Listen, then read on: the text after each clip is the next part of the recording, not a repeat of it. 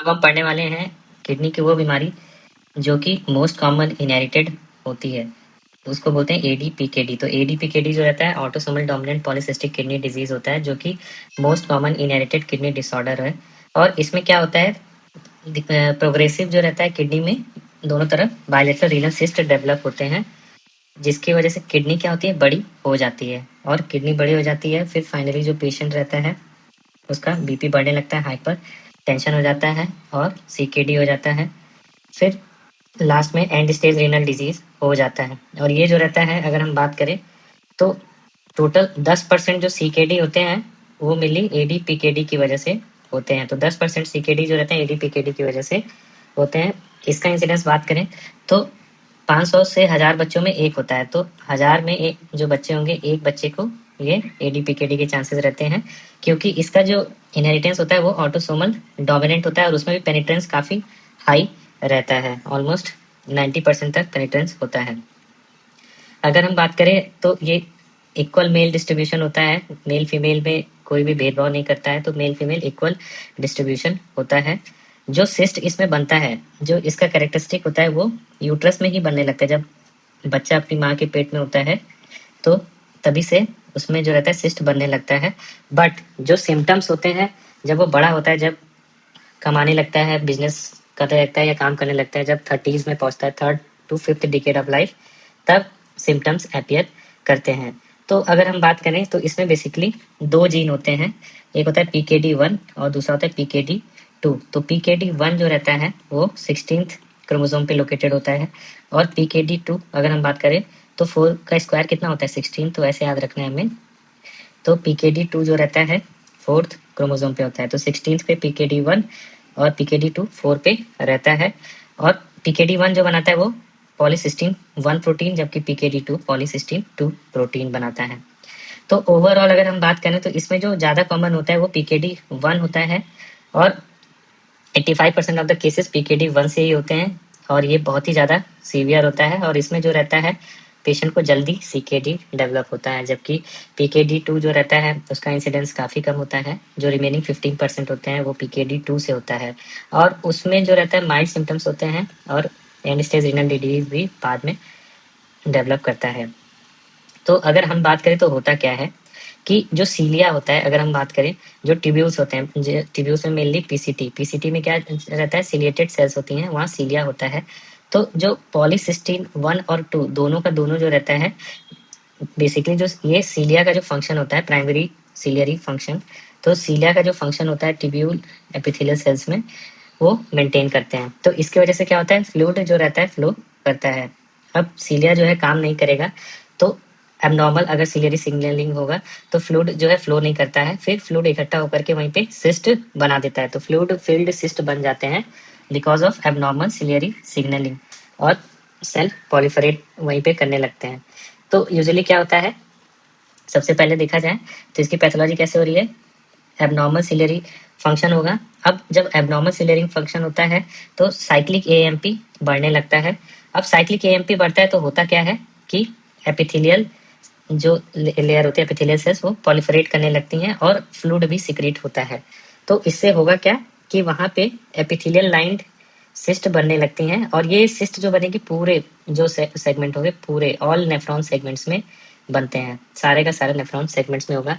फिर धीरे धीरे ये जो नेफ्रॉन होगा वो सेगमेंट में बनेंगे, ये सिस्ट धीरे धीरे एनलार्ज होंगी और नॉर्मल पैरेन्काइमा को कंप्रेस करेगी। अब नॉर्मल पैरेन्काइमा को कंप्रेस करेगी तो फिर क्या होगा, धीरे धीरे इस्कीमिया और फाइब्रोसिस होने लगती है, और जो पेशेंट रहता है उसका GFR डिक्रीज कर जाता है, डिक्लाइन इन GFR।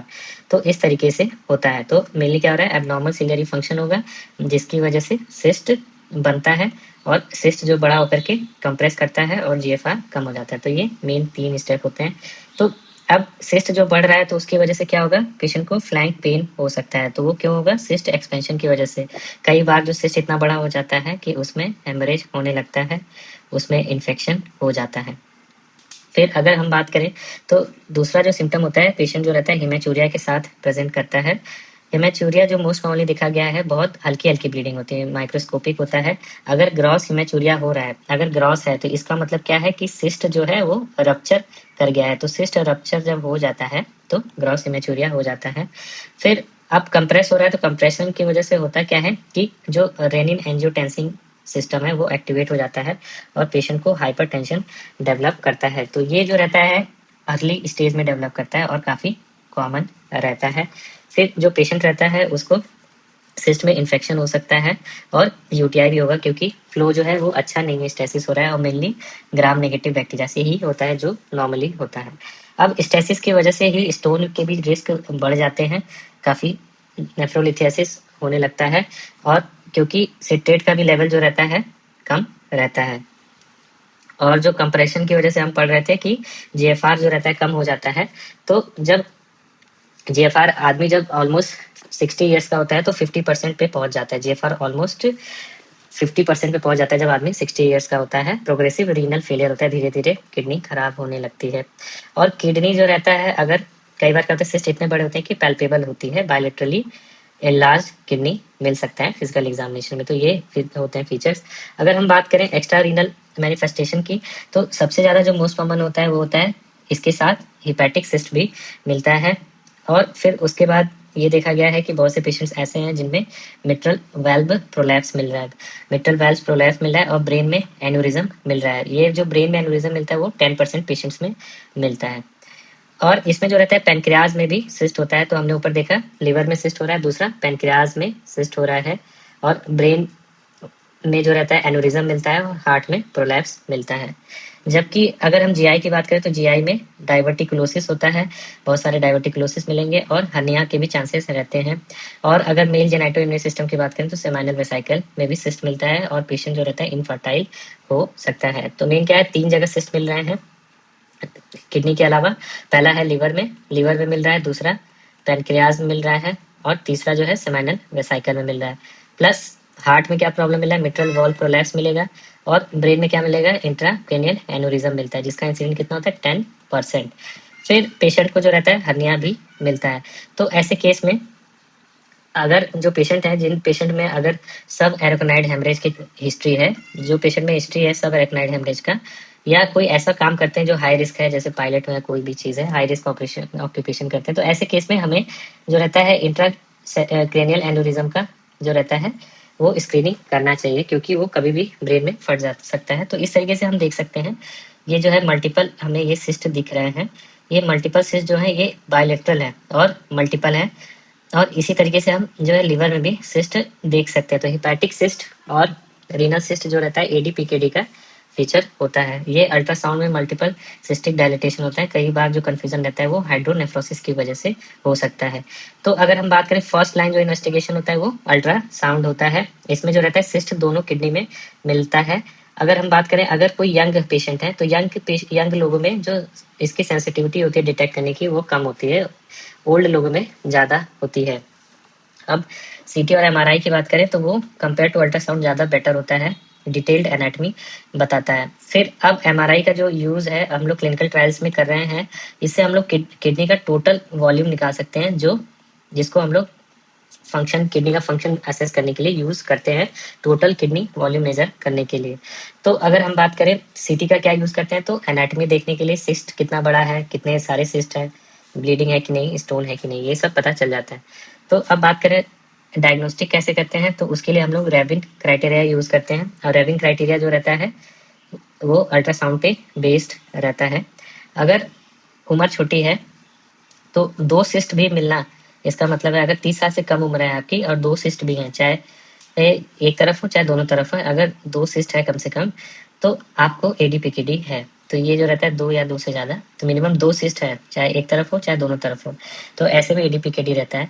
फिर जब 30 साल से 60 साल के बीच में आते हैं तो जो रहता है उसमें अगर हम बात करें 30 साल में, तो 30 साल में तो जो रहता है ये किडनी है और ये किडनी है। फिर 60 साल की बात करें तो 30 साल से 60 साल जो ये किडनी है, और 60 साल के बाद तो सिस्ट जो है धीरे धीरे ग्रो कर रहा है, तो जैसे जैसे उम्र बढ़ेगी सिस्ट का नंबर ज़्यादा होगा तभी हम काउंट करेंगे। तो 30 साल की उम्र में अगर 2 सिस्ट है तो क्या है, एडीपीकेडी। फिर अगर हम बात करें 30 साल से 60 साल के बीच में, तो इसमें क्या रहता है, 2 सिस्ट हर एक किडनी में होने चाहिए, तब हम मानते हैं कि एडीपीकेडी है। जबकि 60 साल के बाद जो रहता है हर एक किडनी में 4 सिस्ट होने चाहिए। तो 4 सिस्ट रहेंगे तभी हम मानेंगे। अगर इमेजिंग में अगर हमें कुछ नहीं पता चल रहा है, इमेजिंग इनकन्क्लूसिव है, तो ऐसे केस में हमें जेनेटिक टेस्टिंग करना रहता है। फिर अब आगे अगर हम बात करें, एक होता है मायो क्लासिफिकेशन। मायो क्लासिफिकेशन जो रहता है वो इमेजिंग बेस्ड क्लासिफिकेशन रहता है, और इसमें जो रहता है बेसिकली अगर हम बात करें तो इसमें जो ADPKD होता है वो 5 सब क्लासेस में डिवाइड रहता है, A से E तक। और बेसिकली इसमें जो लेते हैं हाइट लेते हैं, और हाइट को जो टोटल किडनी का वॉल्यूम है उससे हम लोग कंपेयर करते हैं। तो अगर हम बात करें मेयो क्लासिफिकेशन की, तो जैसे जैसे इसमें जो रहता है A से E की तरफ, जैसे जैसे ABCDE इस तरीके से height adjusted total kidney volume निकालते हैं। हाइट के अकॉर्डिंग टोटल किडनी वॉल्यूम जो कंपेयर करते हैं कि इस हाइट पे पर्टिकुलर इतने हाइट के लिए कितना किडनी वॉल्यूम होता है, और उसके बेसिस पे हम लोग कंपेयर करते हैं। तो जैसे जैसे कैटेगरी बढ़ती जाती है वैसे वैसे डिनोट करता है कि पेशेंट जो है किडनी ज़्यादा खराब हो रही है, तो D और E हायर कैटेगरी में आते हैं। फिर जो दूसरा क्लासिफिकेशन होता है रिस्क स्ट्रेटिफिकेशन, जिसको हम लोग करते हैं। पहला हमने रिस्क स्ट्रेटिफिकेशन किया मायो क्लासिफिकेशन के बेसिस पे, इससे हम रिस्क स्ट्रेटिफिकेशन भी कर सकते हैं और प्रोग्नोसिस भी बता सकते हैं। फिर जो दूसरा है वो है pro PKD score. Pro PKD score जो रहता है ये जेनेटिकल और के साथ साथ क्लिनिकल भी होता है। इसमें बेसिकली हम लोग जीनोटाइप क्या देखते हैं कि PKD 1 है या 2 है, तो ये जान लेते हैं। फिर कुछ क्लिनिकल फीचर देखते हैं कि उसको BP कब आया था, हाइपरटेंशन का शुरुआत कब हुई, सेक्स क्या है, और यूरोलॉजिकल कॉम्प्लिकेशंस और क्या है। तो इसमें जो रहता है अगर हम बात करें, अगर PKD 1 म्यूटेशन है, उसमें भी ट्रंकेटिंग म्यूटेशन है, तो उसकी प्रोग्नोसिस वर्स हो जाती है। तो ये प्रो PKD स्कोर। तो जो 2 स्कोर होते हैं ADPKD के लिए जो रिस्क स्ट्रेटिफिकेशन करते हैं, एक मेयो होता है वो प्योरली इमेज पे ही बेस्ड होता है, और दूसरा होता है प्रो PKD स्कोर। फिर जो इसको मैनेज कैसे करते हैं, तो बेसिकली जो हमें पहला टारगेट रहता है हमारा कि BP 130 से कम होना चाहिए, 130/80 से कम होना चाहिए। तो इसके लिए अगर हमें दवा देना पड़ रहा है तो हम ACE इनहिबिटर्स या ARBs देंगे। दूसरा, पेशेंट को अच्छे से हाइड्रेट करते हैं, क्योंकि इसमें क्या रहता है वैसोप्रेसिन ज़्यादा रहता है, तो उसको हमें सप्रेस करना रहता है। तीसरा जो रहता है कोशिश करेंगे कि किडनी में कोई प्रॉब्लम ना हो, इसलिए नेफ्रोटॉक्सिक ड्रग और एनसेट्स जो रहता है उसको अवॉइड करेंगे। तो ये 3 चीज़ें इंपॉर्टेंट होती हैं, पहला कि BP कंट्रोल, दूसरा वैसोप्रेसिन कंट्रोल, और तीसरा अवॉइड नेफ्रोटॉक्सिन।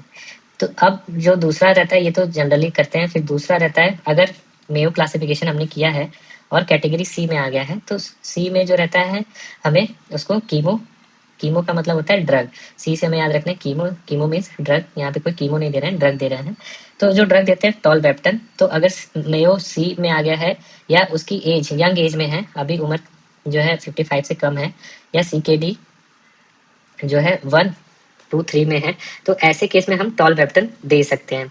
तो टॉलवेप्टन क्या करता है, जो वैसोप्रेसिन जो बढ़ा हुआ है उसके जो रहता है उसके रिसेप्टर के अगेंस्ट में काम करता है। तो ये जो रहता है V2 रिसेप्टर एंटागोनिस्ट होता है, और बेसिकली इससे होगा क्या कि साइक्लिक AMP कम हो जाता है, तो सिस्ट कम होगा। प्रॉब्लम क्या होती है कि जो पेशेंट रहेगा उसको बहुत पेशाब बहुत लगेगा, प्यास बहुत लगेगी, क्योंकि सारा का सारा पानी निकल जाता है, और ये हिपैटोटॉक्सिक होता है। तो ऐसे में हमें LFT जो रहता है लीवर फंक्शन टेस्ट, उसको मॉनिटर करते रहना चाहिए। फिर कॉम्प्लिकेशन की बात करें तो जो सिस्ट है उसमें ब्लीडिंग हो सकता है, सिस्ट में हेमरेज हो सकता है। इसको यूजुअली जो रहता है अगर सिस्ट में ब्लीडिंग हो जाए तो हमें कंजर्वेटिव मैनेजमेंट से ही ठीक हो जाता है, और कभी कभी पेन किलर दे देते हैं। अगर इन्फेक्शन हो गया है तो हमें फ्लोरोक्विनोलॉन्स प्रेफर करना चाहिए, क्योंकि सिस्ट में सिर्फ फ्लोरोक्विनोलॉन्स जैसे सिप्लॉक्स है यही सब सिस्ट के अंदर घुस पाएंगे। तो C फॉर सिप्लॉक, C फॉर सिस्ट, ऐसे याद रखना है। तो फ्लोरोक्विनोलॉन्स हम प्रेफर करेंगे। दूसरा जो है पेशेंट को अच्छे से हाइड्रेट करेंगे, हाइड्रेशन बहुत ज़रूरी है। हाइड्रेशन से स्टोन भी प्रिवेंट होता है और वैसोप्रेसिन भी कम होता है। और अगर स्टोन बन गया है, बड़ा स्टोन है, तो हम लोग जो रहता है एंडोयूरोलॉजी के बेसिस पे मेनली RIRS की हेल्प से स्टोन को रिमूव करते हैं, या तो लिथोट्रिप्सी पे। अगर एंड स्टेज रीनल डिजीज है तो ऐसे केस में पेशेंट को डायलिसिस या ट्रांसप्लांट जो रहता है, इन दोनों के फॉर्म में रीनल रिप्लेसमेंट थेरेपी दे सकते हैं। तो अगर हम बात करें कि डायलिसिस और ट्रांसप्लांट में अच्छा क्या होगा, तो ट्रांसप्लांट यूजुअली अगर ऑप्शन है तो वो प्रीफर किया जाता है ओवर डायलिसिस, क्योंकि extra renal function usually preserve रहता है। तो ऐसे केस में ट्रांसप्लांट जो है ज़्यादा प्रीफर किया जाता है ADPKD के केस में। तो कैसे पेशेंट को हम लोग सर्विलांस पे रखेंगे या मॉनिटर कैसे करेंगे, तो हम लोग पेशेंट का BP है एनुअल मॉनिटरिंग करेंगे, फिर GFR EGFR देखते रहेंगे, और अगर इमेजिंग की ज़रूरत है तो इमेजिंग करा सकते हैं। फिर अगर किसी पेशेंट में इंटर क्रेनियल एन्यूरिज्म का रिस्क है तो उसमें भी स्क्रीनिंग कर सकते हैं, और फैमिली स्क्रीनिंग भी करते हैं, जो फर्स्ट डिग्री रिलेटिव होता है उनका भी स्क्रीनिंग किया जाता है। तो इस तरीके से हम देख सकते हैं ये ऑटोसोमल पॉलीसिस्टिक किडनी डिजीज होता है। और इसमें जो रहता है पॉलीसिस्टिक किडनी डिजीज में हम देख सकते हैं कि जो सीकेडी का स्टेज होता है, कैसे सीकेडी का स्टेज जब नॉर्मल, ये जो सीकेडी का स्टेज 1 है तो 1 में यूजुअली 90 से ऊपर जब रहता है जीएफआर तो 1 मानते हैं। सीकेडी 2 की बात करें तो 2 में 90 से 60 के बीच में रहता है, तो ये जो रहता है स्टेज 2 रहता है। स्टेज 3 जो रहता है उसकी बात करें तो 60 से कम रहता है। तो स्टेज 2 क्या होगा, 2 की बात करें तो 60 से ज़्यादा, और 3 की बात करें तो 60 से कम। और अगर हम बात करें 4 की, तो 4 जो रहता है वो 30 से कम रहता है, तो वो जो रहता है 4 रहता है। तो इस तरीके से हम देख रहे हैं कि जैसे जैसे सिस्ट बढ़ रहा है, जैसे जैसे सिस्ट का नंबर बढ़ रहा है, वैसे वैसे जो रहता है सीकेडी का स्टेज भी बढ़ रहा है, किडनी का फंक्शन जा रहा है। तो ये रहता है एडी पीकेडी के बारे में।